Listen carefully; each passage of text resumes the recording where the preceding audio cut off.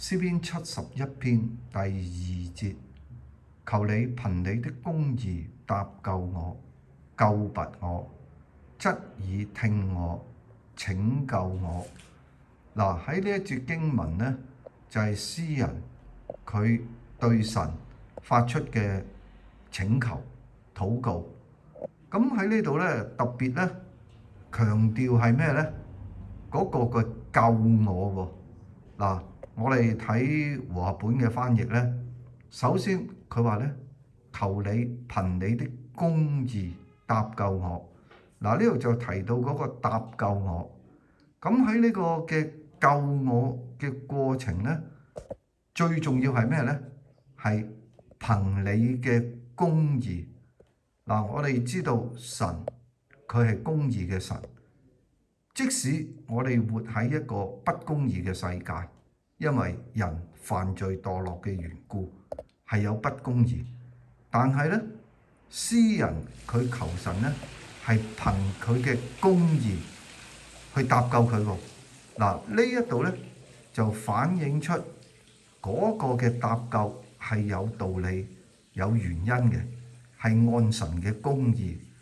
咁所以呢，當我哋面對一啲不公義嘅事情，我哋面對一啲睇嚟好似係好難接受嘅情況，但係我哋仍然向神發出嘅呼求，求神按佢嘅公義去搭救我哋。咁跟住呢，第二個救係咩呢？救拔我，即係將我呢救出嚟，即係好似喺人哋嘅一啲嘅陷害啊，或者喺一個唔好嘅處境呢，係救拔出嚟咁樣嚇。咁所以呢度呢，亦都係帶出第二個嘅救字喎。咁啊，跟住呢就講啦，側耳聽我。嗱，特別強調嗰個側耳呢，側耳呢，即係我哋廣東話，即係側起隻耳嚟聽呢，即係特別係留心去聽佢，聽我嘅禱告，聽我發出嘅心聲。咁所以呢，喺呢一個咁嘅留心去傾聽嘅時候呢，發出第三個嘅救字呢，就係拯救我。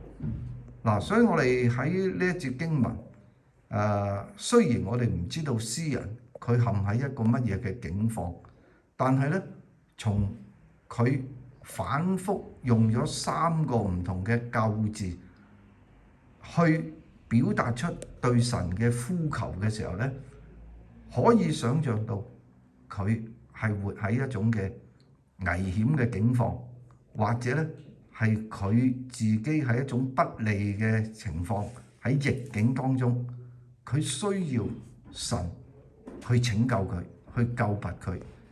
咁所以呢，喺我哋唔知道即係大家嘅處境係點樣，但係好感恩即係好似我而家喺呢條朝聖路上，咁冇遇到乜嘢危險，但係感謝主神，佢不斷俾力量我。親愛天父，我哋都係感謝讚美你，主要係因為你係滿有恩典，係公義嘅神。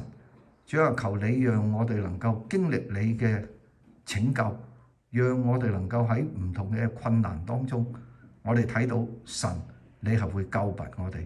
祈禱奉主名求，阿門。